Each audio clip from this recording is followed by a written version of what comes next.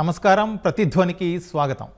భద్రతలో ఆర్థికంలోనూ ఎవరిపైన ఆధారపడకుండా అన్నింటా స్వయం సమృద్ధి సాధించడం ఇదే నయా భారతానికి బలమైన పునాది అని పిలుపునిచ్చారు ప్రధానమంత్రి నరేంద్ర మోదీ. 79వ స్వాతంత్ర దినోత్సవం సందర్భంగా ఎర్రకోట సాక్షిగా అమెరికా సుంకాల బెదిరింపులు, దేశం ఎదుర్కొంటున్న ఆర్థిక రక్షణ సవాళ్ల మధ్య ఈ కీలక వ్యాఖ్యలు చేశారు ప్రధానమంత్రి. చరిత్ర లిఖించాల్సిన ఈ సమయంలో ఆత్మనిర్భర భారత్ సాధించడమే ప్రపంచ మార్కెట్ను పాలించే శక్తిగా ఎదగాలని, నాణ్యమైన ఉత్పత్తులతో మన శక్తి సామర్థ్యాలను నిరూపించుకోవాలని ప్రధానమంత్రి అన్నారు. వోకల్ ఫర్ లోకల్ స్వదేశీ ఉద్యమం అవసరాన్ని కూడా హైలైట్ చేశారు. మరి ఈ విషయాల్లో ప్రస్తుతం దేశం ఎక్కడుంది? మన ఎగుమతుల స్థాయి, దిగుమతుల ఆధారం, అవసరాలు ఏంటి? వీటిని ఎలా మార్చితే లక్ష్యాలను చేరుకోగలం? ఇదే అంశంపై నేటి ప్రతిధ్వని. మన చర్చలో పాల్గొంటున్న వారు మామిడి గిరిధర్ గారు, ప్రజ్ఞాభారతి ఉపాధ్యక్షుడు, అలాగే చిట్టెడి కృష్ణారెడ్డి గారు, హెచ్సియు ఆర్థిక శాస్త్ర విభాగం ఆచార్యులు, కేశవ్ సోని గారు, స్వదేశీ జాగరణ మంచ్ నుంచి. ముందుగా గిరిధర్ గారు, స్వాతంత్ర దినోత్సవం సందర్భంగా ఎర్రకోట నుంచి ప్రధానమంత్రి నరేంద్ర మోదీ ప్రసంగం, అలాగే రక్షణ ఆర్థిక రంగాల విషయంలో ఆయన ఇచ్చిన పిలుపు, వీటి మీద మీ విశ్లేషణ ఏంటి సార్?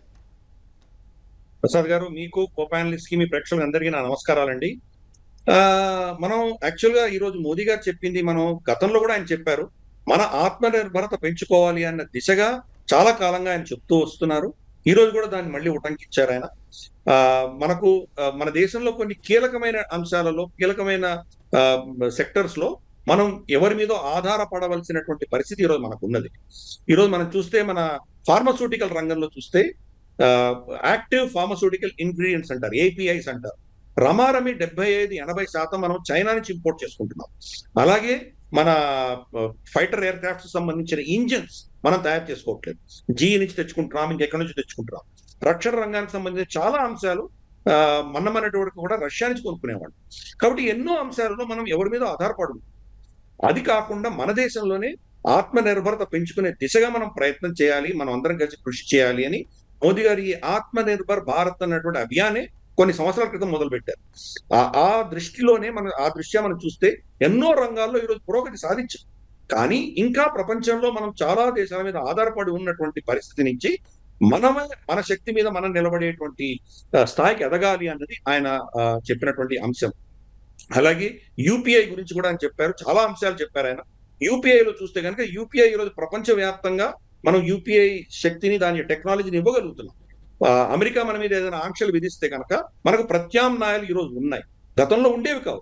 అమెరికా ఏది మన మీద ఆంక్షలు విధిస్తే దాన్ని తట్టుకోలేనటువంటి పరిస్థితి ఉండేది. అటువంటి పరిస్థితి నుంచి మన దేశానికి కావాల్సిన అంశాలలో మనం ఆత్మనిర్భరత పెంచుకోవడమే కాదు, ప్రపంచానికి కూడా మనం ఇవ్వగలిగిన స్థాయికి మనం ఎదగాలి అన్నది ఆయన ఉద్బోధన. కాబట్టి ఇటువంటి అంశాలు, రక్షణ రంగం కావచ్చు, మన సెల్ఫ్ సంబంధించి మన భారతదేశానికి సంబంధించినటువంటి ఆత్మనిర్భరత కావచ్చు, లేదా మన మహిళా సశక్తీకరణకు సంబంధించిన విషయాలు కావచ్చు. కీలకంగా ఈ సంవత్సరం ఆర్ఎస్ఎస్, రాష్ట్రీయ స్వయం సేవక్ సంఘ్ 100 సంవత్సరాలు పూర్తి చేసుకుంటున్నది కాబట్టి వారి యొక్క సేవల గురించి కూడా ఆయన కొనియాడము, ఇటువంటి కీలక అంశాలు ఆయన ప్రస్తావించారు. దీంట్లో సటిల్ గా మనం ట్రంప్ కి ఆయన ఇచ్చినటువంటి సందేశం మనకు కనిపిస్తున్నది. మమ్మల్ని బెదిరిస్తే గనక మా దేశాన్ని రక్షించుకునే శక్తి మా దగ్గర ఉన్నది, మా దేశంలో మేమందరం కలిసికట్టుగా పనిచేస్తే గనక ఇంకొకరి యొక్క ఒత్తిళ్లకు లోను కాకుండా ఆత్మనిర్భరతతోటి మేము జీవించగలం అన్నటువంటి ఒక సందేశం కూడా పంపించారు. రేపటి రోజు అమెరికా మన మీద ఇంకా ఒత్తిళ్లు తీసుకొస్తే కూడా తట్టుకోవడానికి మన సమాజం సిద్ధంగా ఉంది, దాన్ని సిద్ధం చేసే దిశగా మోదీ గారు ప్రయత్నం చేస్తున్నారు. కృష్ణారెడ్డి గారు, ఈ మధ్య కాలంలో చూస్తే అమెరికా సుంకాల బెదిరింపులు ఎక్కువయ్యాయి. ఈ నేపథ్యంలో ప్రధాని మోదీ పిలుపు మరింత ప్రాధాన్యత సంతరించుకుంది. అసలు ఒక ఆర్థిక శక్తిగా మన స్థానం, అలాగే మన అవకాశాలు ఏంటి? మనకందరికీ తెలిసిందేనండి, గతంలో కూడా ఐఎంఎఫ్ కావచ్చు, వరల్డ్ బ్యాంకు వృద్ధి రేటు యొక్క అంచనాలు కనుక చూసుకున్నట్లయితే దాదాపుగా 5-6%, అంటే ఇవాళ జియో పాలిటిక్స్ కావచ్చు, కోవిడ్ తర్వాత కూడా ప్రపంచ దేశాలలో అత్యధికంగా వృద్ధి రేటును అంచనా వేస్తున్న ఉన్నటువంటి దేశం ఏదైనా ఉందంటే భారత్. అంటే దానికి భారత్ ఒక పటిష్టమైన ఆర్థిక వ్యవస్థగా ఉంది అనేటువంటి సంకేతాలు కూడా కనపడుతున్నాయి. దానికి నిదర్శనమే ఇవాళ మనం లెక్కలు కూడా చూసుకున్నట్లయితే దాదాపుగా మన ఎగుమతులు 2024-25కి మొత్తం భారత సరుకులు మరియు సేవల ఎగుమతులు చూసుకున్నట్లయితే $8,200 బిలియన్ రికార్డు ధరకు చేరాయి. దాంట్లో సర్వీస్ సెక్టర్ నుంచే దాదాపు $387 వరకు బిలియన్ల డాలర్ల వరకు మన ఎగుమతులు పెరుగుతూ వస్తున్నాయి. అంటే భారత ఆర్థిక వ్యవస్థ ఇవాళ ఎగుమతుల ద్వారా కావచ్చు పెరుగుతున్నప్పటికీ జియోపాలిటిక్స్ నేపథ్యంలో స్వదేశీ ఉద్యమానికి స్వదేశంగా వస్తువుల ఉత్పత్తి అంటే ఇవాళ ఇదేదో కొత్తగా ఇచ్చినటువంటి నినాదం కాదు. గతంలో కూడా make in India, made in India లాంటి ఎఫర్ట్స్ పెట్టడం మన భారత ప్రభుత్వం మొదటి నుంచి చూస్తున్నాం. ఎందుకంటే ఏదైనా ఒక దేశం స్వయం సమృద్ధిని, ఒక సస్టైనబుల్ డెవలప్మెంట్ సాధించాలంటే దేశం తనంతర తానుగా స్వయం సమృద్ధి అన్ని రంగాల్లో సాధించాలి అనేటువంటిది భారత్ గత దశాబ్ద కాలంగా చేస్తున్నటువంటి ప్రయత్నం. ఈ ప్రయత్నాలన్నిటికి కూడా ఇటు రాష్ట్ర ప్రభుత్వాలు కానీ, ప్రజా సంఘాలు కావచ్చు, సివిల్ సొసైటీ కావచ్చు, కొంత కృషి చోటు చేయాల్సిన అవసరం ఉంది. ఎందుకంటే ఎప్పుడైనా స్వదేశీ మనం ఉద్యమం అనగానే ఇది మాటల వరకు బాగానే ఉంటుంది, చేతల్లో పెద్దగా ప్రయోజనం కనిపించట్లేదు, రిఫ్లెక్షన్ అనేటువంటిది ప్రధానంగా మనకు కనపడుతుంది. అంటే భారతదేశ ఆర్థిక మూలాలు పటిష్టం కావాలి అన్నప్పుడు మన గాంధీజీ దగ్గర నుంచి గ్రామ స్వరాజ్య కళలు ఏదైతే చెప్పారో ఈ రోజుకి స్వదేశంలో ఉత్పత్తి పైన ఉత్పత్తిదారులుగా లేదా ఒక ఎంటర్‌ప్రెన్యూర్‌షిప్‌గా ఉండాలి అన్నటువంటి కల్చర్ని పెంపొందించడంలో ఒక సమాజంగా కావచ్చు, ఒక విద్యా వ్యవస్థల్లో కావచ్చు, యువకుల్లో కావచ్చు ఆ రకమైనటువంటి ఆలోచనలను మనం ప్రోత్సహించడంలో కొంత విఫలమవుతున్నాం. అంతేకాకుండా స్వదేశీ వస్తువులు ముఖ్యంగా భారతదేశంలో తయారవుతున్న వస్తువుల నాణ్యత విషయంలో కూడా ఈ గ్లోబల్ ప్రచారం అనేటువంటిది జరుగుతూ వస్తుంది. కాబట్టి వీటన్నిటిని కూడా ఎండగట్టాల్సిన అవసరం ఉంది. ఎందుకంటే భారత్లో ఉత్పత్తి ప్రస్తుతానికి ఒక సేమ్ ఎగ్జాంపుల్ చేనేత వస్త్రాలు తీసుకున్నారనుకోండి, అది ఒంటికి చలువ, చాలా రకాల ప్రయోజనాలను ఇస్తుంది. మన్నికగా చాలా దీర్ఘకాలం రాకపోయినప్పటికి కూడా దానివల్ల ప్రయోజనాలు ఉన్నాయి. అట్లా భారత జీవన ప్రమాణంలో ఉత్పత్తి, వ్యవసాయ ఉత్పత్తుల్లో కూడా ఉత్పాదకత పెద్దగా లేకపోయినా ఆ పండించిన పంటల్లో ఆరోగ్యకరమైనటువంటి పోషకాలు, వస్తువులు ఉన్నటువంటి పరిస్థితిని మనము ఈరోజు ప్రపంచమంతా గుర్తిస్తుంది. కాబట్టి ఇవన్నిటిని కూడా ప్రజల్లో ఒక విరివిరిగా అవగాహన కల్పిస్తూ దేశ ఆర్థిక మూలాలని మరింత పటిష్టం చేయడానికి ఆస్కారం ఉంది. ఇటు వ్యవసాయ రంగం కావచ్చు, ఇటు మ్యానుఫ్యాక్చరింగ్ సెక్టార్లో కూడా సెమీ కండక్టర్స్ కావచ్చు, వీటిలో కూడా పెద్ద ఎత్తున పుష్ తీసుకురావాల్సినటువంటి అవసరం ఉంది. భారత ప్రభుత్వం కూడా మరికొన్ని రకాల సబ్సిడీలు కావచ్చు, ప్రజలకు సంబంధించి విరివిరిగా అవగాహన కార్యక్రమాలు చేయటం ద్వారా కూడా ఈ యొక్క స్వదేశీ ఉత్పత్తులు, స్వదేశీ వోకల్ ఫర్ లోకల్ అనేటువంటి నినాదం కూడా, అంటే ఒక మండలానికి కనీసం ఒక మోడల్ని, ఒక రోల్ మోడల్ని గనక మనము చేయగలిగి అక్కడ మన వస్తువులను గనక లేదా స్వదేశంగా ఎట్లా తయారు చేసుకుంటే ఆర్థికంగా ప్రయోజనకరంగా అవుతుందో కనుక మనం జోహో లాంటి మోడల్స్ని మరింత కొంత ప్రచారం కనుక కల్పించినట్లయితే ఈ స్వదేశంలో ఉన్నటువంటి శక్తిని, అంటే వాళ్ళ ఎగుమతుల విషయంలో కావచ్చు, ప్రపంచంలో 4వ పెద్ద ఆర్థిక వ్యవస్థగా ఎదుగుతున్న మనం మరింత బలపడడానికి ఆస్కారం ఉంది. కేశవ్ గారు, అలాగే ప్రధానమంత్రి మోదీ గారి స్పీచ్లో దేశవ్యాప్తంగా ఉత్పత్తి అవుతున్నటువంటి స్థానిక ఉత్పత్తులకి, అమ్మకాలకి ఎక్కువ ప్రాధాన్యం ఇవ్వాలని చెప్పి దేశవ్యాప్తంగా ఉన్న దుకాణదారులు, వ్యాపారులకు కూడా ఆయన పిలుపునిచ్చారు. ఈ పిలుపుని ఎలా అర్థం చేసుకోవాలి? ముందుగా నాతో పాటు ఉన్నటువంటి కోపానిస్టులకు, అదేవిధంగా ఈటీవీ ప్రేక్షకులు అందరికీ స్వాతంత్ర దినోత్సవ శుభాకాంక్షలు. మనం ఇవాళ చూసుకున్నట్టయితే మన దేశ ప్రధానమంత్రి నరేంద్ర మోదీ గారు ఎర్రకోట మీద చాలా బహిరంగంగా స్వదేశీ విధానం పైన భారత ప్రభుత్వం ఏమనుకుంటుంది వాళ్ళు చాలా క్లియర్గా చెప్పడం జరిగింది. నాకు తెలిసి బహుశా మొట్టమొదటి ప్రధానమంత్రి కావచ్చు ఇంత వోకల్గా స్వదేశీ విషయంలో మాట్లాడలేము. సో అసలు దీనిలో మర్మం ఏంది? ఇవాళ వ్యాపారస్తులను మీరు స్వదేశీ బోర్డులు పెట్టుకోవడము, మీరు స్వదేశీ వస్తువులను అమ్మడం, దానికి కారణం ఏంది అని మనం చూసుకున్నట్టయితే ఇవాళ దేశంలో వివిధ ఎంఎన్సీ కంపెనీలు ఒక గ్లోబల్ మార్కెట్ ఫోర్సెస్గా ఎదిగి ఇవాళ వేల కోట్ల వ్యాపారం చేసుకున్నటువంటి పరిస్థితి. ఇవాళ మనం బహుశా ఎగ్జాంపుల్ చూసుకుంటే నెస్లే లాంటి కంపెనీ ఒక 20,000 కోట్ల వ్యాపారం మన దేశంలో చేస్తుంది. డెల్ లాంటి కంపెనీ ఒక 30-40 వేల కోట్ల వ్యాపారం మన దేశంలో చేస్తుంది. ఇలాంటి ఒక ఎంఎన్సీ కంపెనీస్కి వేల కోట్ల మనీ ఉంది, ఒక ఎకో సిస్టమ్ ఉంది వాళ్ళని ప్రమోట్ చేసుకోవడానికి, వాళ్ళ మార్కెటింగ్ చేసుకోవడానికి. కానీ ఇవాళ చిన్న చిత్కా ఈ ఎంఎస్ఎంఈ కంపెనీస్కి మన ఇండిజీనియస్గా స్వదేశీ ఉత్పత్తులకు ఒక మార్కెటింగ్ వ్యవస్థ లేదు, ఒక ఎకో సిస్టమ్ లేదు. పైసలు మార్కెటింగ్ కోసం ఖర్చు పెడదామన్నా వాళ్ళ దగ్గర అంత వ్యవస్థ లేదు. అలాంటి తరుణంలో ఇవాళ ప్రధానమంత్రి నరేంద్ర మోదీ గారు భారతదేశంలో ఉన్నటువంటి కిరాణా షాప్స్కి, దాదాపు మనం చూసుకుంటే భారతదేశంలో ఒక 10 కోట్ల పైగా కిరాణా షాప్స్ ఉన్నాయి. 10 కోట్ల కిరాణా షాప్స్, ఒక 40 కోట్ల జనాలు దాన్ని డే టు డే ట్రాన్సాక్షన్స్ చేస్తూ ఉంటారు. కాబట్టి ఈ దుకాణదారులు ఎవరైతే ఉన్నారో వాళ్ళని ఒక స్వదేశీ అంబాసిడర్గా తయారు చేయడం జరిగిందండి. దీని ద్వారా మనం చూసుకున్నట్టయితే ఈ స్వదేశీ ఉత్పత్తిదారులకు, ఈ స్వదేశీ ఉత్పత్తులకు ఈ దుకాణదారులే అంబాసిడర్గా వ్యవహరిస్తున్నటువంటి పరిస్థితి. సో ఇది చాలా శుభ పరిణామం. ఎందుకంటే ఒక మార్కెటింగ్ వ్యవస్థ లేని తరుణంలో ఒక 10 కోట్ల మంది ఒక ఆటోమేటెడ్ అంబాసిడర్స్ని వీళ్ళందరికీ తయారు చేయడం జరిగింది. స్వదేశీ జాగరణ మంచ్ దీన్ని స్వాగతిస్తుంది. దీన్ని మనమందరం కూడా ముందుకు తీసుకెళ్ళి ఈ స్వదేశీ విధానాన్ని ముందుకు తీసుకెళ్లాల్సినటువంటి అవసరం ఎంతోగానో ఉందండి. గిరిధర్ గారు, ఈ మధ్య కాలంలో భారత్ చేపట్టినటువంటి ఆపరేషన్ సింధూర్ ఏదైతే ఉందో ఇది రక్షణ రంగంలో మన ఆత్మనిర్భరత విజయానికి ఒక నిదర్శనంగా నిలిచింది. ఈ క్రమంలో దేశం ఇంకా సాధించాల్సిన లక్ష్యాలు ఏంటంటారు? చాలా అద్భుతమైనటువంటి రిజల్ట్స్ మనకు చూసామండి. మనకు డ్రోన్ టెక్నాలజీ 2020 సంవత్సరానికి మన దగ్గర డ్రోన్స్ లేవు. మన సైన్యం డ్రోన్స్ వాడేది కాదు. గల్వాన్ ఘటన జరిగినప్పుడు మన తెలంగాణకు చెందినటువంటి కొల్లం సంతోష్ బాబు గారి బలిదానం మనకందరికి తెలిసిన విషయమే. 20 మంది చనిపోయారు. అప్పుడు మన దగ్గర డ్రోన్స్ లేవు. డ్రోన్స్ ఉండింటే కనుక చైనీస్ సైన్యం వెనక్కి వెళ్ళిపోయిందా లేదా మనం డ్రోన్స్ వెళ్ళి చెక్ చేసి ఉండే. అవి లేవు కాబట్టి మనుషులు వెళ్ళవలసి వచ్చింది.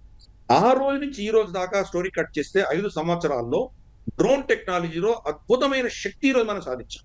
హైదరాబాద్, బెంగళూరు, చెన్నై, పూణే, ఢిల్లీ, అహ్మదాబాద్ ఇటువంటి పట్టణాలు అన్నింటిలో కూడాను కొత్త డ్రోన్ టెక్నాలజీస్ తీసుకొచ్చి ఎన్నో కంపెనీలు స్టార్ట్అప్ పెట్టి మనం ఆత్మనిర్భరత పెంచుకునే దిశగా 5 సంవత్సరాల్లో చాలా పురోగతి సాధించాం.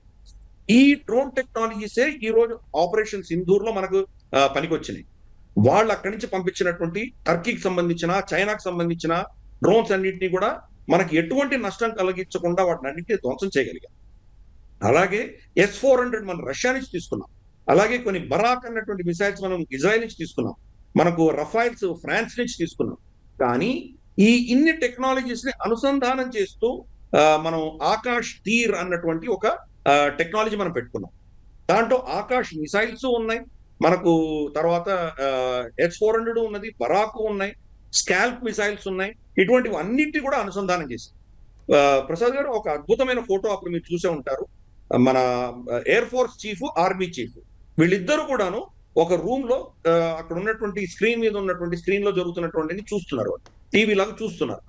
యాక్చువల్ గా యుద్ధం జరుగుతున్నప్పుడు వాళ్ళ ఆఫీస్ లో కూర్చొని వాళ్ళు నిర్ణయాలు తీసుకొని ఆర్డర్స్ ఇవ్వవలసినటువంటి వ్యక్తులు ఇద్దరు ఒకటే దగ్గర ఉండి కంప్యూటర్లు చూస్తున్నారు. ఎందుకు అంటే నిర్ణయాలు కంప్యూటర్ టెక్నాలజీ చేస్తాం. అది మన యొక్క గొప్పతనం. ఆకాష్ తీర్ టెక్నాలజీ వల్ల S-400 రష్యాలో పనిచేయట్లేదు. S-400 ఉన్నా కానీ కూడా యుక్రెయిన్ మాస్కో మీద దాడి చేయగలుగుతోంది. అలాగే వాళ్ళ దగ్గర ఇజ్రాయెల్లో ఉన్న టెక్నాలజీ అంత ఉన్నా కానీ కూడా ఇరాన్ బాంబులు ఇజ్రాయెల్లో పడ్డాయి. కానీ ఈ 2 టెక్నాలజీస్ తీసుకొని అనుసంధానం చేశాం కాబట్టి పాకిస్తాన్ వాడినటువంటి అస్త్రాలన్నీ చైనీస్వి, అమెరికన్వి, తర్వాత టర్కీ అస్త్రాలు, ఈ మూడింటిని కూడా మనం నిర్వీర్యం చేయగలిగాం. కాబట్టి ఆ శక్తి పెంచుకున్నాం. కానీ మనలో వీక్నెసెస్ అర్థమైనాయి. కొన్ని వీక్నెసెస్ మన దగ్గర ఉన్నాయి. ఆ వీక్నెస్ ని పూడ్చుకోవడానికే మోదీ గారు ఈ రోజు ఇచ్చిన స్టేట్మెంట్ మనం విన్నామది.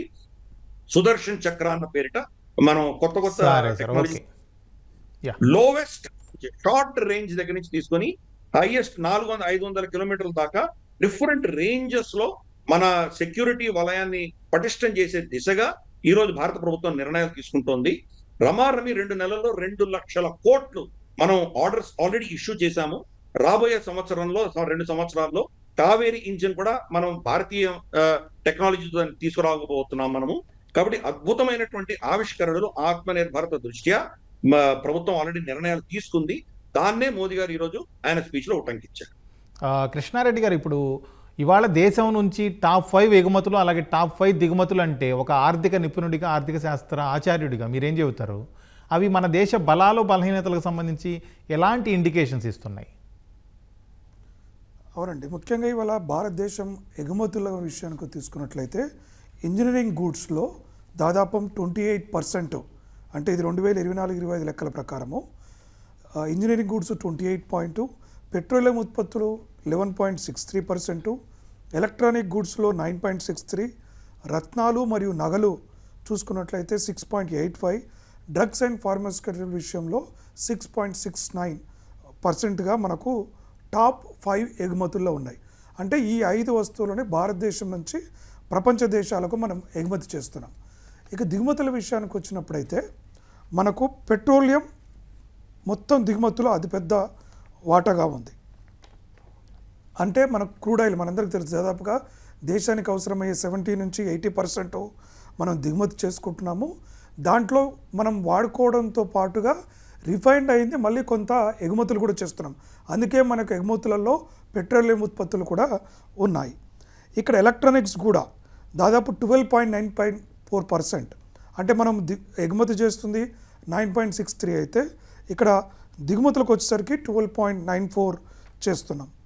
బంగారం థర్డ్ వచ్చేది 10.38% బంగారాన్ని కూడా మనము దిగుమతి చేసుకుంటున్నాం. యంత్రాలు, మెకానిక్లు లాంటి వాటితో పాటు రత్నాలు కూడా కీలక పాత్ర ఈ దిగుమతిలో చూస్తున్నాయి. అంటే ఈ దేశంలో మనము ఇతర దేశాల నుంచి దిగుమతి చేసుకొని ఇక్కడ ప్రాసెస్ చేసి ఈ ఎగుమతులను కూడా మనం చేయడం జరుగుతుంది. కాకుంటే ఇక్కడ జరుగుతున్న ముఖ్యమైనటువంటి విధానపరమైన అంశాలలో చేయవలసింది ఏంటి అంటే మనం దేశీయంగా ఎంత ఉత్పత్తి చేస్తున్నాం. ఎగుమతులు దిగుమతుల్లో ఇతర దేశాల నుంచి దిగుమతి చేసుకొని ఇక్కడ రిఫైన్ చేసి ప్రాసెస్ చేసి మళ్ళీ ఎగుమతులు చేస్తున్నాం. కానీ స్వదేశంలో ఉత్పత్తి చేసి ఎగుమతులు చేసే స్థానంలో భారత్ ఇంకా చాలా ముందుకెళ్ళాల్సినటువంటి అవసరం ఉంది. దానికి అనుగుణంగానే ఇవాళ స్వదేశీ ఉద్యమాన్ని మన ప్రధానమంత్రి గారు వంటకిస్తున్నారు. జిఎస్టీలో కూడా ఇవాళ మార్పులు చేస్తున్నట్టుగా కూడా మనకు విషయం న్యూస్లో వస్తుంది. కాబట్టి ఆ జిఎస్టీ పరిధిలో కనుక కూడా అంటే దాదాపు 12% ఇప్పుడున్నటువంటి ట్యాక్స్ను 5%లోకి, 28% ఉన్న వాటిని 18%లోకి, ఇలా అన్ని ట్యాక్స్ స్లాబ్లను 5 నుంచి 18% మధ్యలో చేయడానికి దివాళీ సందర్భంలో కూడా రాబోతుందనేటువంటి ప్రకటనలు వస్తున్నటువంటి నేపథ్యంలో కూడా ఇవన్నీ కూడా స్వదేశంలో ఉన్నటువంటి ఉత్పత్తులు పెరగడానికి, అదేవిధంగా దిగుమతులకు ప్రత్యామ్నాయంగా జరగడానికి కూడా ఎంతగానో తోడ్పడుతుంది. ముఖ్యంగా వినియోగదారులకి పెద్ద ఊరట వస్తుంది. అంటే స్వదేశీ ఈ ఉద్యమం ద్వారా ఏ విధంగానైతే మన ప్రజలు కోరుకుంటున్నారో తక్కువ ధరకి మాకు వస్తు సేవలు అందాలనేటువంటిది ఇవాళ జిఎస్టీ ప్రయోజనాలను కూడా ప్రజలకు నేరుగా రాబోయే రోజుల్లో అందించే ప్రక్రియ ఇవాళ మనము భారత ప్రభుత్వం తీసుకున్నట్టుగా కనబడతాం. కేశవ్ గారు ఇంతకుముందు గిరిధర్ గారు ప్రధానమంత్రి ప్రసంగాన్ని కోట్ చేస్తూ సుదర్శన్ చక్ర గురించి ప్రస్తావించారు. దీన్ని ఇంకొంచెం ఎక్స్టెండ్ చేస్తే ఇది ఒక బహుళ అంచెల భద్రతా వ్యవస్థగా భావిస్తున్నారు. అత్యాధునిక నిఘా, అలాగే సైబర్ వ్యవస్థ, కీలక ప్రదేశాల రక్షణలు ఇందులో ఉండబోతున్నాయని తెలుస్తుంది. ఇది ఏ విధంగా రక్షణ రంగాన్ని బలోపేతం చేసే అవకాశం ఉంది? సో ఇవాళ మనం చూసుకున్నట్టయితే ప్రధానమంత్రి నరేంద్ర మోదీ గారు చాలా క్లియర్గా రేపు జన్మాష్టమి సందర్భంగా మహాభారతంలో ఉన్నటువంటి సన్నివేశాన్ని క్లియర్గా ఎక్స్ప్లెయిన్ చేస్తూ ఆనాడు సుదర్శన చక్రం ఏ విధంగా అయితే పాత్ర పోషించిందో ఈనాడు నెక్స్ట్ 10 yearsలో ఈ సుదర్శన్ చక్ర పాలసీ ఏదైతే భారత ప్రభుత్వం తీసుకుంటుందో అదేవిధంగా అలాంటి బలమైనటువంటి ఒక ఎకోసిస్టమ్ని మన భారతదేశానికి ఇవ్వడానికి ఒక నెక్స్ట్ 10 years రోడ్ మ్యాప్ ఇవ్వడం జరిగింది. అయితే మనం అర్థం చేసుకోవాల్సిన ఒక విషయం ఏంటంటే చాలా క్లియర్గా నరేంద్ర మోదీ గారు మన దేశం సెక్యూర్డ్గా సావర్నిటీ కరెక్ట్గా ఉండాలి, కాపాడుకోవాలి అనుకుంటే దానికి స్వదేశీయ మార్గం అని చాలా క్లియర్గా చెప్పడం జరిగింది. ఇందాక గిరిధర్ గారు మాట్లాడుతూ ఆపరేషన్ సింధూర్ విషయం చెప్పడం జరిగింది. మనం చూసాం ఆపరేషన్ సింధూర్లో కూడా ఆనాడు డ్రోన్ వ్యవస్థ ఎలా స్వదేశీ మన బెంగళూరులో ఉన్నటువంటి కంపెనీ తయారు చేసినటువంటి డ్రోన్ సిస్టము ఆ చైనీస్, టర్కీ డ్రోన్స్ని ఎట్లా మిసైల్స్ని ఎట్లా ఢీకొట్టి భారతదేశాన్ని కాపాడిందో మనం చూసాము. సో దశాబ్దాలుగా భారతదేశం ఒక ఆర్మ్ ఇంపోర్ట్స్ దేశం ఉంది. మనం Stockholm peace research institute ఒక రిపోర్ట్ చూసుకుంటే దాదాపు దేశంలో ఉన్నటువంటి ప్రపంచంలో ఉన్నటువంటి అన్ని కంట్రీస్ తోటి పోల్చుకుంటే మనం 11% ఒక ఆర్మ్స్ ఇంపోర్ట్స్ చేస్తుంటే తరుణం నుండి ఇవాళ మనం ఒక ఎక్స్పోర్ట్ దేశంగా తయారైనాం. 2013-14లో 686 కోట్ల ఎక్స్పోర్ట్స్ మనం చేస్తున్నటువంటి తరుణం నుండి ఇవాళ మనము 23,600 కోట్ల వర్త్ డిఫెన్స్ ప్రోడక్ట్స్ మనం ఎక్స్పోర్ట్ చేస్తున్నాం. ఆల్మోస్ట్ 34 టైమ్స్ మనము ఇంక్రీజ్ అవ్వడం జరిగింది. అలాంటి ఒక బలమైన ఆర్థిక విధానం భారతదేశం Atmanirbhar Bharat, vocal for local అనే ఒక విధానంలో ముందుకెళ్తున్నటువంటి తరుణంలో మనం ఇవాళ చూసుకున్నట్టయితే చాలా ఇండిజీనియస్ ప్రాజెక్ట్స్, ఇవాళ పినాకి రాకెట్ లాంచర్స్ కావచ్చు, చేతక్ హెలికాప్టర్స్ కావచ్చు, బుల్లెట్ ప్రూఫ్ జాకెట్స్ కావచ్చు, అదేవిధంగా ఏఐ తోటి మనకున్నటువంటి సెక్యూర్డ్ ప్రాజెక్ట్స్ చాలా మనం చూస్తున్నాం. సో ఒకవేళ భారతదేశం సెక్యూర్డ్గా ఉండాలి అనుకుంటే ఒక స్వదేశీ అనే విధానం చాలా ఇంపార్టెంట్. స్వదేశీ అనేది కేవలం ఒక ఆర్థిక విధానం కాదు, అది దేశభక్తికి, మన దేశాన్ని కాపాడడానికి ఒక చాలా మూలస్తంభం లాంటిది. ప్రధానమంత్రి నరేంద్ర మోదీ గారు కూడా సుదర్శన చక్రాన్ని ఎక్స్ప్లెయిన్ చేస్తూ దాన్ని చాలా క్లియర్గా చెప్పడం జరిగింది. ఈ 10 years పాలసీలో ఓన్లీ డిఫెన్స్ అంటే కేవలం బుల్లెట్స్, గన్స్ అనే కాకుండా ఏఐ టెక్నాలజీలో కూడా చాలా ప్రోడక్ట్స్ రాబోతున్నాయి. కాబట్టి ఈ సుదర్శన చక్ర పాలసీ చాలా ఉపయోగపడుతుందండి. గిరిధర్ గారు, ఇప్పుడు మన దేశ అవసరాల్లో దాదాపు 80% చౌరు దిగుమతి చేసుకున్నాం విదేశాల నుంచి. అత్యధికంగా వ్యయం చేస్తుంది కూడా దీని మీదే. ఇట్లాంటి పరిస్థితుల్లో స్వదేశీ అనేది ఎట్లా సాధ్యమవుతుందంటారు? అంటే ఇప్పుడు మనకు చమురుతోటి మనం ఎటువంటి అవసరాలు తీర్చుకుంటున్నామో వాటికి చమురుకు ప్రత్యామ్నాయాలు తీసుకురావాల్సిన ఆవశ్యకత మనకు. అంటే ఆ ప్రత్యామ్నాయాలు ఏమున్నాయి మనకు? విద్యుత్ సరఫరాని, విద్యుత్ ఉత్పత్తిని మనం చమురు కాకుండా ఇతరత్ర దీని నుంచి తీసుకురావచ్చా? ఫర్ ఇన్స్టెన్స్ కోల్, బొగ్గుతోటి మనం ఇంకా ప్లాంట్స్ పెట్టుకోవాల్సిన ఆవశ్యకత ఉంది. అలాగే మనకు నదులలో చాలా డ్యామ్స్ కట్టవలసినటువంటి ఆవశ్యకత మనకున్నది. మనం ఫర్ ఇన్స్టెన్స్ కాశ్మీర్లో ఉన్నటువంటి జలాలన్నీ కూడా మనం పాకిస్తాన్కి పంపిస్తున్నాం. మనం ఏ జలాలను ఆపుకోవచ్చో, ఏ జలాలను మనం వినియోగించుకోవచ్చో అటువంటి జలాలను కూడా మనం పాకిస్తాన్కి పంపించాము. ఇప్పుడు ఆపరేషన్ సింధూర్ సమయంలో మనము సింధు జల సంధిని మనం నిలిపివేయడంతో అక్కడ మనం డ్యాములు కట్టుకొని అక్కడ మళ్ళీ విద్యుత్ ఉత్పత్తి మనం చేసుకోవచ్చు. ఫ్యాక్టరీలకు కానీ, మన రైల్వేస్ కానీ అక్కడికి సరఫరా చేసుకోవచ్చు.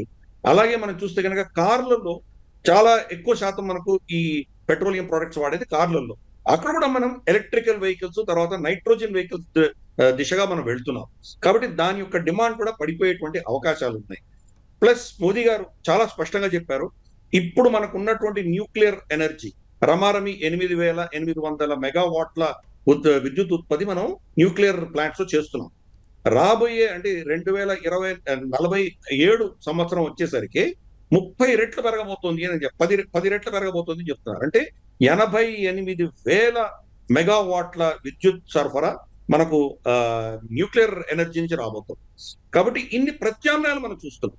అలాగే సోలార్, లదాఖ్ ప్రాంతంలో మనకు అక్కడ గడ్డి మొలవదు, అక్కడ ప్రదూషణ అంటూ ఉండదు, కానీ అక్కడ ఎండ విపరీతంగా ఉంటుంది. అక్కడ ఎడారి, అది ఒక డెజర్ట్, అది కోల్డ్ డెజర్ట్. అది కొండలలో కొన్ని 100 కిలోమీటర్ల వరకు మనం సోలార్ ప్యానెల్స్ పెట్టుకోవచ్చు. రమారమి ఉత్తర భారతదేశంలో ఉన్నటువంటి స్టేట్స్ అన్నిటికీ ఒక 10-15% వాళ్ళకు విద్యుత్ అవసరాలన్నీ కూడాను సోలార్ పవర్ నుంచి మనం తీసుకురావచ్చు. కాబట్టి అటువంటి అంశాలు. అలాగే మనకు పెట్రోల్లో రమారమి ఎథనాల్ 15-20% దాంట్లో కలపడము, దానివల్ల పెట్రోల్ యొక్క యూసేజ్ ఏదైతే ఉందో దాన్ని తగ్గించడము, ఇటువంటివి ఎన్నో అంశాల్లో మనం ఫోకస్ పెట్టాం. 2050 వచ్చేసరికి మన దేశం కార్బన్ న్యూట్రల్ అవుతుంది అని మోదీ గారు కాప్ సమ్మిట్ లో చెప్పడం మనం విన్నాము. కాబట్టి దాని దిశగా మనం ప్రయత్నం చేస్తున్నాం. ఈ ప్రత్యామ్నాయాల గురించి మనం ఫోకస్ పెడుతున్నాం. కాబట్టి ఆత్మనిర్భరత పెరుగుతుంది, క్రమేపీ వాటి యొక్క అవసరం తగ్గుతుంది. మన దేశంలోనే ఉన్నటువంటి వనరులను పెంచుకొని మన దేశంలోనే విద్యుత్ సరఫరాని మనం ఉత్పత్తి చేసుకొని తగ్గించుకునేటువంటి దిశగా మనం ప్రయాణంలో చాలా ముందుగా ఉన్నాం. మనము ఈ సంవత్సరం ఉన్న టార్గెట్ కనీసం అంటే మనం 2-3 సంవత్సరాల టార్గెట్ ని ముందస్తుగానే అచీవ్ చేశాం. అదే ఈ రోజు ఆయన స్పీచ్ లో కూడా స్పష్టంగా చెప్పారు మోదీ గారు, 10 రెట్లు మనకు రాబోతుంది అని చెప్పడం మనం విన్నాం. కృష్ణారెడ్డి గారు, అలాగే ఇంకో విషయం చూస్తే ఎలక్ట్రానిక్ గుడ్స్ దాదాపుగా 30% వరకు సెల్ ఫోన్లు, టీవీలు, స్మార్ట్ వాచ్లు, సెమీ కండక్టర్లు, లేకపోతే కంప్యూటర్లు, ఇలాంటివన్నీ మనం దిగుమతి చేసుకుంటున్న పరిస్థితి. దేశీయంగా ఇలాంటి ఉత్పత్తుల్ని ఎందుకు తయారు చేయలేకపోతున్నాం? వాటికి ఒక బ్రాండ్ క్రియేట్ చేయడంలో ఎక్కడ వెనుకబడ్డామంటారు? అదేనండి, ఇప్పుడు ఆల్రెడీ నేను ఇందాక చెప్పినట్టుగా భారత ప్రభుత్వం గత దశాబ్ద కాలంగా మనం సెల్ఫ్ రిలయంట్గా ఏ విధంగా ఉండాలో ఆ ప్రయత్నాలు కొనసాగుతూనే ఉంది. దానికి ఉదాహరణ పిఎల్ఐ స్కీమ్. మనకు పిఎల్ఐ స్కీమ్ ద్వారా కూడా అనేక రకాల పరిశ్రమలకి స్వదేశంలో ఉత్పత్తి చేయడానికి డిస్ప్లేస్ కావచ్చు, చిప్స్ కావచ్చు, ఇలా రకరకాలైనటువంటి ఎలక్ట్రానిక్ వస్తువుల ఉత్పత్తికి కాకుండా ఎప్పుడైనా ఏమవుతుందంటే మార్కెట్లో ఈ సప్లై చైన్ సిస్టమ్ అంటాం. అంటే రా మెటీరియల్స్ మనం కలెక్ట్ చేసే దగ్గర నుంచి ఉత్పత్తి కావచ్చు, ఎక్స్ట్రాక్షన్ దగ్గర నుంచి తర్వాత ప్రాసెసింగ్ నుంచి ఆ ఫైనల్ ప్రోడక్ట్ మనం ఉత్పత్తి చేసే విధానం, ఉత్పత్తిని చేసిన తర్వాత మార్కెటింగ్లోకి ఆ వస్తువులను మార్కెట్లోకి అందుబాటులోకి తీసుకురావడం, అందుబాటులోకి వచ్చిన తర్వాత ఆ ప్రజల అవసరాలకి అనుగుణంగా ఏ విధంగా ఒక ప్రోడక్ట్ డిజైన్ చేయబడుతుంది అనేటువంటిది ఇదంతా కూడా కొంత సమయం తీసుకొని జరిగేటువంటి ప్రక్రియ. కాబట్టి ఖచ్చితంగా భారతదేశంలో ఆ దిశగా స్పష్టంగా అడుగులు వేయడం జరుగుతుంది. కాకుంటే ఇక్కడ ఇంకా కొంత సమాజంలో అవగాహన అనేటువంటిది చాలా ప్రధానమైనటువంటిది. అంటే ఒక ఎలక్ట్రానిక్ వస్తువు మన దగ్గర మనందరికీ తెలుసు, ఇంజనీరింగ్ గ్రాడ్యుయేట్స్ చాలామంది ఉన్నారు. మనకు ఇక్కడ నుంచి ప్రపంచ దేశాలకు వలస వెళుతున్నటువంటి వారి సంఖ్య కూడా అధికంగా ఉంది. ఐఐటీస్ కావచ్చు, లేకుంటే ఎన్ఐటీస్ కావచ్చు. ఎంతోమంది తెలివైనటువంటి విద్యావంతులు వారి భవిష్యత్తు కోసం ఇక్కడ ఉచితంగానో సబ్సిడీగానో విద్యను అందించి బయట దేశాలకు వెళ్ళి అక్కడ వారి సేవలను అందిస్తుండడం కూడా మనము గమనిస్తూనే ఉన్నాం. కాబట్టి ఈ దేశంలో ఆ టాలెంట్ని మనం నిలుపుకునే విధంగా చర్యలు ఒకటి చేయాల్సినటువంటి అవసరము కనబడుతుంది. రెండోది, ఇవాళ మనకు ఎలక్ట్రానిక్ వస్తువుల విషయంలో కూడా దాదాపు మిటి అనేటువంటి ఒక సంస్థ ఇచ్చిన అంచనాల ప్రకారం కూడా ఎలక్ట్రానిక్స్లో మన ప్రపంచంలో 3వ స్థానంలో ఉన్నాం. కాబట్టి ఈ ఫ్యాబ్స్ కూడా మనం ఏదైతే ఫ్యాబ్స్ ద్వారా చేస్తున్నామో ఆ కార్యక్రమాలన్నీ కూడా కొంత సత్ఫలితాలను ఇస్తున్నప్పటికి కూడా ప్రభుత్వం కూడా ఇంకొన్ని పాలసీ ఇన్సెంటివ్స్ని తీసుకురావాల్సినటువంటి అవసరం ఉంది. అవి ఏంటంటే ఈ కాంపోనెంట్ డిపేస్ అంటాము, డిస్ప్లే కావచ్చు, కెమెరా, బ్యాటరీ సెల్స్ లాంటి వాటికి పిఎల్ఐ 2 కింద కస్టమ్స్ నుంచి రేషనలైజేషన్స్ చేయటం కావచ్చు. అదేవిధంగా డిజైన్స్కి ఐపీ ట్యాక్స్ క్రెడిట్లు కావచ్చు, R&D గ్రాంట్లు అంటే రీసెర్చ్ అండ్ డెవలప్మెంట్ విషయంలో కూడా విరివిరిగా ప్రోత్సాహాన్ని తీసుకురావాల్సిన అవసరం ఉంది. పరిశోధనల విషయంలో అంటే ఏదైనా ఒక కొత్త వస్తువును ఉత్పత్తి చేయాలన్నా, ఆ వస్తువును సరసమైన ధరలలో ప్రజలకు సేవలు అందించాలన్నా కూడా పరిశోధన అనేటువంటిది చాలా ముఖ్యమైనటువంటిది. అది ప్రభుత్వ రంగంలో కావచ్చు, ప్రైవేట్ రంగంలో కావచ్చు. కాబట్టి దేశంలో ఉన్నటువంటి శాస్త్ర సాంకేతిక రంగాల్లో పనిచేస్తున్న అన్ని విశ్వవిద్యాలయాలు కావచ్చు, పరిశోధన సంస్థలకు కూడా గ్రాంట్లను గనక విరివిరిగా ఇచ్చినట్లయితే మనకు మరింత ఆస్కారం ఉంటుంది. అదేవిధంగా ఈ గ్లోబల్ మార్కెటింగ్లో కూడా అంటే మనం స్వదేశంగా ఉత్పత్తి చేసినటువంటి వస్తు సేవలకి అంతర్జాతీయంగా మార్కెటింగ్ని కల్పించేటువంటి అవసరం కూడా మనకు కనబడతా ఉంది. కేశవ్ గారు, ఇప్పుడు అలాగే అమెరికా, జపాను, జర్మనీ, అలాగే చైనా, దక్షిణ కొరియా ఇలాంటి దేశాల నుంచి ఇప్పటికి కూడా ఈ రోజుకి కూడా కార్లు లేకపోతే ఆటోమొబైల్ విడిభాగాలని భారతదేశం దిగుమతి చేసుకుంటూనే ఉంది. మేక్ ఇన్ ఇండియాలో భాగంగా స్వదేశీ ఉత్పత్తులను పెంచి ఇట్లాంటి దిగుమతులను కన్నా తగ్గిస్తే సుంకాల బెడద కూడా కొంత తప్పే అవకాశం ఉంది. అయితే అలా చేయడం సాధ్యమేనంటారా? 100% సాధ్యం అండి. ఇవాళ మనం చూసుకున్నట్టయితే ఇవైతే కంప్లీట్లీ బిల్ట్ యూనిట్స్ ఏవైతే ఉన్నాయో వాటిని మనము ఇండియాలో దిగుమతి అవుతున్నాయి. అదేవిధంగా లోకల్ కాంపోనెంట్స్ కూడా ఏవైతే మేజర్ కాంపోనెంట్స్ ఉన్నాయో ఒక వెహికల్లో యూజ్ గానికి అవి కూడా భారతదేశంలో దిగుమతి అవుతున్నాయి. అయితే ఇవి దిగుమతి అవుతున్న తరుణంలో ప్యారలల్గా భారత ప్రభుత్వం పిఎల్ఐ స్కీమ్స్ తీసుకురావడము, అదేవిధంగా ఈవీ పాలసీ తీసుకురావడం, ఫేమ్ పాలసీ తీసుకురావడం, వీటి ద్వారా లోకలైజ్డ్గా ప్రొడక్షన్, లోకలైజ్డ్గా దాన్ని పుష్ చేయడానికి చాలా ప్రయత్నం చేస్తున్నటువంటి పరిస్థితి మనం చూస్తున్నాం. అయితే మనం ఒకటి గమనించాల్సిన విషయం ఏంటంటే ఇవాళ పిఎల్ఐ స్కీమ్ చూసుకుంటే 23 బిలియన్ డాలర్లు వీటి కోసం అలొకేట్ చేయడం జరిగింది. కానీ కేవలం వాటి దాకా ఓన్లీ $1.7 బిలియన్ ఖర్చు అవ్వడం జరిగింది. సో ఈ పాలసీ ఏదైతే తీసుకొని వచ్చిందో ఇంప్లిమెంటేషన్లో ఒక లోపం ఉంది. దాన్ని ప్రభుత్వం సరి చేసుకోవాల్సినటువంటి అవసరం ఎంతో ఉంది. ఎందుకంటే ఇవాళ కేవలం పిఎల్ఐ స్కీమ్స్ ఓన్లీ ప్రొడక్షన్లో యూజ్ అవ్వడమే కాకుండా వేలాది జాబ్స్ క్రియేషన్లో కూడా భారతదేశంలో యూజ్ అవుతుంది. కాబట్టి ఓన్లీ స్వదేశీ ఉత్పత్తులే కాదు, లోకల్ జాబ్ క్రియేషన్లో కూడా చాలా యూజ్ అవుతుంది. కాబట్టి దీని మీద ప్రభుత్వం ఆలోచించాల్సిన తరుణం ఇది. ఇవాళ ఫేమ్ పాలసీ చూసుకుంటే మన హైదరాబాద్లో కూడా వివిధ బస్సులు, మన ఆర్టీసీ బస్సులు కావచ్చు, ఫేమ్ పాలసీ ద్వారా వచ్చినటువంటి బస్సులు, ఈవీ బస్సెస్ ఉన్నాయి. అవి చాలా ఎన్విరాన్మెంట్కి పనిచేస్తుంది, అదేవిధంగా లోకలైజ్డ్ ప్రొడక్షన్కి చాలా పనిచేస్తున్నటువంటి తరుణం. ఇవాళ మేక్ ఇన్ ఇండియా ద్వారా చాలా పుష్ ఇస్తుంది గవర్నమెంట్. కాకపోతే ఇందులో మనం ఒకటి అర్థం చేసుకోవాల్సిన విషయం ఏంటంటే ఇవాళనో రేపో జరిగే పని కాదండి. మనం ఇంపోర్ట్స్ ఆపినప్పటికీ మన లోకల్ R&D అనేది చాలా అవసరం అండి. సో కాలేజ్ దశలోనే ఇందాక కృష్ణారెడ్డి గారు చెప్పినట్టు కాలేజ్ దశలోనే, అది ప్రైవేట్ కాలేజ్ అయినా గవర్నమెంట్ కాలేజ్ అయినా, government should come up with a policy. వాళ్ళ న్యూ ఎడ్యుకేషన్ పాలసీలో అయితే తీసుకొని వచ్చారో government should come up with a policy to do a proper research కోసం ఒక బడ్జెట్ అలొకేషన్ చేసి కాలేజ్ లెవెల్లోనే వాళ్ళకు ఒక ఇన్కల్కేట్, ఈ రీసెర్చ్ ఇన్కల్కేషన్ తీసుకొని వస్తే, రీసెర్చ్ అండ్ డెవలప్మెంట్ కోసం తీసుకొని వస్తే బాగుంటుంది. అదేవిధంగా ఈ లోకల్ కాంపోనెంట్ టార్గెట్స్ ఏవైతే ఉన్నాయో అవి ఇండస్ట్రీ వాళ్ళకి ఇస్తే ఈ గోల్ అనేది అచీవ్ అవుతుందండి. గిరిధర్ గారు, ఇప్పుడు అమెరికాతో ట్రేడ్ డీల్ విషయంలో ఈ రైతులు, మత్స్యకారులు, అలాగే చిన్న మధ్య తరహా పరిశ్రమలు, వ్యాపారులు, వీళ్ళ ప్రయోజనాలే ముఖ్యంగా కొంచెం పీటముడిగా మారాయి, ఆ డీల్ కుదరడానికి అడ్డంకిగా మారుతుంది అని చెప్పి అర్థమవుతుంది. అలాగే అమెరికా ఈ విషయంలో ఏమడుగుతుంది? భారత్ ఇలాంటి ఒత్తిళ్ళన్నిటినీ తట్టుకొని ఏ విధంగా నిలబడగలుగుతుంది? వీటిని ఎలా దాటుకొని నిలువరించగలుగుతుంది? దానికి కారణాలేంటి? ఇవి కుంటి సాకులేనండి, అంతకుమించి ఏమీ లేదు. ఎందుకంటే పీయూష్ గోయల్ గారి నేతృత్వాన చాలా చర్చలు జరిగినాయి, 5-6 దఫాలు చర్చలు జరిగినాయి. ఆల్మోస్ట్ రెండు పక్షాలు కూడాను ఒప్పందం కుదుర్చుకున్నాయి. డొనాల్డ్ ట్రంప్ దగ్గరికి ఆఖరి ముసాదా తీసుకువెళ్తే ఆయన దాన్ని ఆఖరి క్షణంలో ఇంకా గొంతెమ్మ కోరికలు కోరడం మొదలుపెట్టి దాన్ని తిరస్కరించాడు.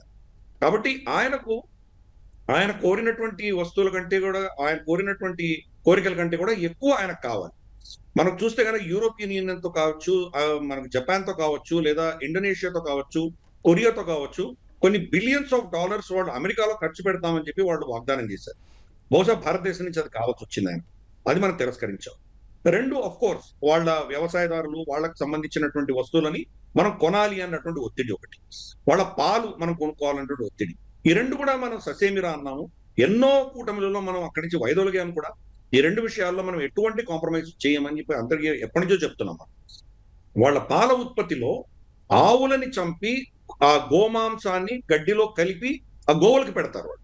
కాబట్టి అటువంటి మాంసంతో తయారైనటువంటి పాలని మనం ఎలా స్వీకరిస్తాం? మన దేశంలో అది ఎట్టి పరిస్థితుల్లోనూ కూడా స్వీకరించేటువంటి పరిస్థితి లేదు. కాబట్టి దాన్ని తిరస్కరించాం. అలాగే వాళ్ళ వ్యవసాయ ఉత్పత్తి అంతా కూడాను జెనెటికలీ మాడిఫైడ్ సీడ్స్ తో చేస్తారు.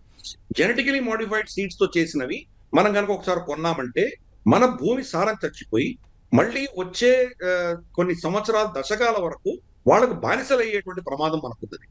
మన దగ్గర ఉన్నటువంటి విత్తనాలు వేసినా అక్కడ ఏమీ పంట రాదు. అలాగే వాళ్ళు వేసినటువంటి విత్తనాలు చాలా ధరతోటి ప్రతి సంవత్సరం కొనుక్కోవాలి. కాబట్టి అది తింటే కనుక మన ప్రజల యొక్క ఆరోగ్యం క్షీణిస్తుంది. ఈ అంశాల దృష్ట్యా ఈ రెండు అంశాల్లో మనం ఎట్టి పరిస్థితుల్లో మనం కాంప్రమైజ్ అవ్వడానికి సిద్ధంగా లేదు.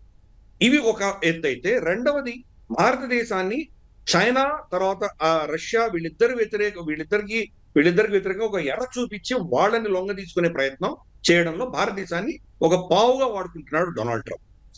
ఈ రోజు చర్చలు జరుగుతున్నాయి. ఈ రోజు 15 ఆగస్టు అలాస్కాలో చర్చలు జరుగుతున్నాయి. అంతకంటే ముందర రష్యాకి బెదిరింపు ఏంటి? మీ పెద్ద కస్టమర్లు ఎవరైతే ఉన్నారో, మీ దగ్గర నుంచి ఎవరైతే ఎక్కువ కొనుక్కుంటున్నారో వాళ్ళని నేను శిక్షిస్తున్నాను, కాబట్టి నువ్వు నా మాట వినకపోతే ఇంకా శిక్షలు పెరుగుతాయి అని వాళ్ళని బెదిరించడానికి.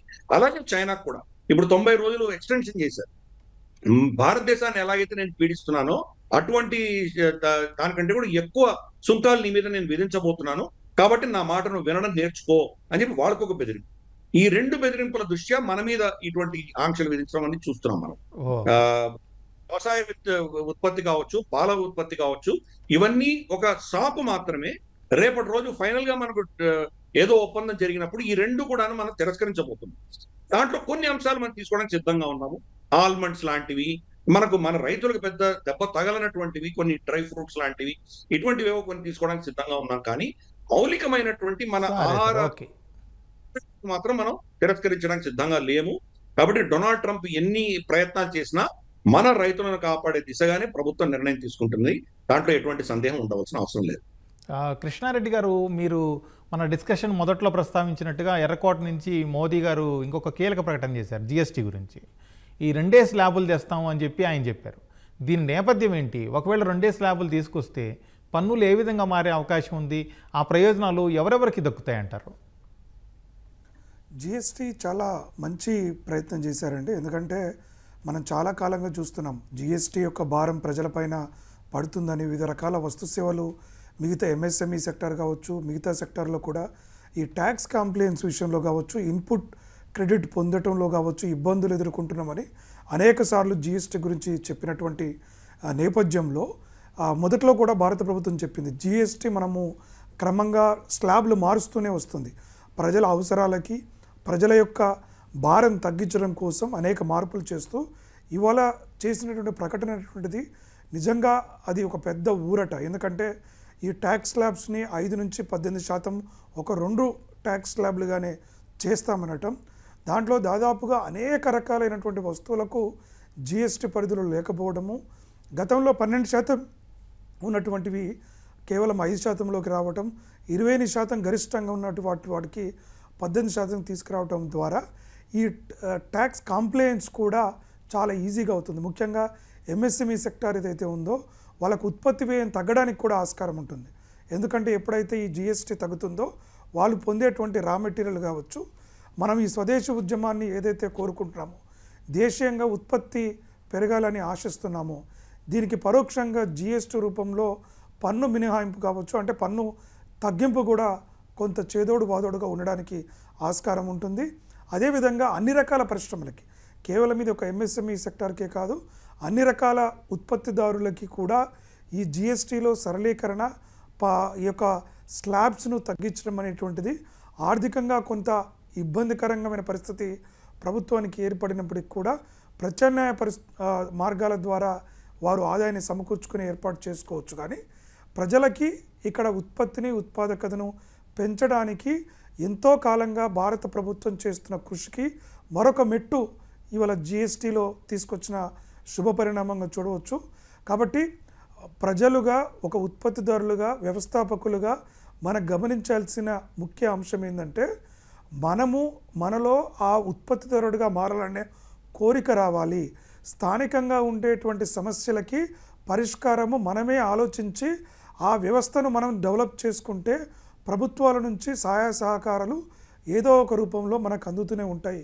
ప్రభుత్వాలు ఏ రకమైనటువంటి పథకాలు తీసుకొస్తున్నాయి, ఏ రకమైన సౌకర్యాలు మనకు అందుబాటులోకి తెస్తున్నటువంటి విషయాలపైన అవగాహన పెంచుకున్నప్పుడు ఇలాంటి ప్రయోజనాలు మరింత వేగంగా మనకు అందొచ్చు. ఎందుకంటే ఇవాళ దేశం అభివృద్ధి చెందాలన్నా, స్వదేశీ ఉద్యమం పెరగాలన్నా వ్యక్తులుగా, వ్యవస్థలుగా మనందరము చేయి కలిపిన రోజే, మనందరం కూడా మనకుగా అవగాహన కల్పించుకొని మన తోటివారికి అవగాహన కల్పించి ఎప్పుడైతే ఈ ట్యాక్స్ బెనిఫిట్స్ కావచ్చు, బ్యాంకుల ద్వారా ముద్రా రుణాలు కావచ్చు, స్టార్టప్ల పేరుతో ఒక విద్యావంతులకి ఇస్తున్నటువంటి రుణాలు కావచ్చు, ఎంఎస్ఎంఈ సెక్టార్కి క్రెడిట్ లిమిట్ పెంచి చేస్తున్నటువంటి కార్యక్రమాలు కావచ్చు, ఇవాళ జిఎస్టీలో తీసుకొస్తున్నటువంటి ట్యాక్స్ స్లాబ్స్లో పరిణామాలు కావచ్చు, ఇవన్నీ కూడా దేశీయంగా ఉండేటువంటి వ్యవస్థాపకులకి ఒక ప్రోత్సాహాన్ని, కొత్త ఉత్సాహాన్ని ఇచ్చే విధంగా కనపడుతున్నాయి. అదేవిధంగా వినియోగదారులకు కూడా నిత్యావసర వస్తువుల ధరలు తగ్గి ఊరట లభిస్తుంది. కేశవ్ గారు, అలాగే ఆత్మనిర్భర్ భారత్, ఇంకొకటి వోకల్ ఫర్ లోకల్, ఇవి రెండు అమలు కావాలంటే భారత పౌరుల భాగస్వామ్యం ఇందులో ఏ విధంగా ఉండాలి? అసలు అంతకంటే ముందు రకరకాల వస్తువులన్నీ కలిపేసి అమ్ముతుంటారు. అట్లాంటప్పుడు ఏది విదేశీ, ఏది స్వదేశీ అనేది గుర్తించడం సామాన్య ప్రజలకు కొంత కష్టతరమైన విషయం. ఇది ఎలా సాధ్యం అంటారు? అయితే మొదటిగా మనం అర్థం చేసుకోవాల్సిన విషయం ఏంటంటే, ఇవాళ స్వదేశీ అంటే కేవలం వస్తువులే కాదు, మన జీవన విధానం కూడా స్వదేశీగానే ఉండాలి. మన భారతదేశం ఒక సివిలైజేషన్ని మనం ముందుకు తీసుకెళ్లాల్సినటువంటి తరుణం ఇది.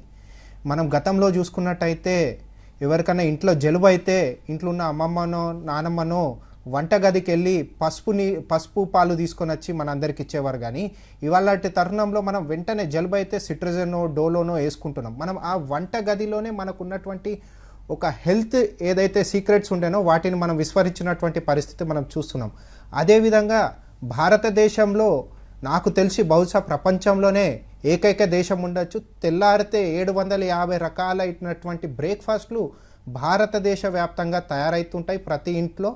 అలాంటి తరుణంలో ఇవాళ ఈ గ్లోబల్ మార్కెట్ ఫోర్సెస్ కానీ ఎంఎన్సి కంపెనీల ద్వారా కానీ ఏదైతే పాశ్చాత్య వెస్టర్నైజేషన్ మన భారతదేశానికి ఇన్కల్కేట్ చేసుకున్నామో దాని ద్వారా ఇప్పుడున్నటువంటి జనరేషన్ తెల్లారు లేస్తే రాత్రి డిన్నర్ వరకు కేవలం జంక్ ఫుడ్ లేకుంటే ఫాస్ట్ ఫుడ్ దీనికి అలవాటు పడి భారతదేశం ఒక హెల్త్ హజార్డ్స్ వైపు వెళ్తున్నటువంటి తరుణం మనం చూస్తున్నాం. సో కేవలం స్వదేశీ అంటే వస్తువులే కాదు, మన జీవన విధానంలో కూడా మన ఆచార వ్యవహారాల్లో కూడా మనం స్వదేశీ తీసుకురావాల్సినటువంటి అవసరం ఉంది. గతంలో మనం చూసుకున్నట్టయితే జాయింట్ ఫ్యామిలీస్ విరాజిల్లుతున్నటువంటి సమయం, ఇవాళ న్యూక్లియర్ ఫ్యామిలీస్ తోటి ఇవాళ పరిస్థితి ఏమైపోయిందంటే ఆ న్యూక్లియర్ ఫ్యామిలీస్పై ఇవాళ వోకిజం ద్వారా మన జెండర్ ఏందో అనేది దాని మీద మనం ప్రశ్నించుకుంటున్నటువంటి తరుణం ఇది. సో మనం స్వదేశీ జీవన విధానంలో అవలంబించాల్సినటువంటి తరుణం ఇది. అదేవిధంగా మీరు ఏదైతే ఏ వస్తువు స్వదేశీ ఏ వస్తువు విదేశీ అన్నారో, ఇది మేము స్వదేశీ జాగరణ మంచ్ ద్వారా ఏ వస్తువు స్వదేశీ ఏ వస్తువు విదేశీ అని ఒక లిస్ట్ తయారు చేయడం జరిగింది. మీరు ఎవరికైనా ఈ లిస్టు కావాలనుకుంటే మా వెబ్సైట్కి వెళ్ళచ్చు, స్వదేశీ జాగరణ మంచ్ వెబ్సైట్కి. మేము కేవలం ఒక దేశీ ఎక్కడైతే హాలిస్టిక్ వ్యూలు ఉన్నటువంటి పెద్ద పెద్ద ఎంఎన్సి కంపెనీలు కాకుండా లోకలైజ్డ్గా తయారైనటువంటి స్వదేశీ ఉత్పత్తులను వీటికి మేము ఏవైతే ఆల్టర్నేటివ్స్ ఉన్నాయో వీటిలో పెట్టడం జరిగింది.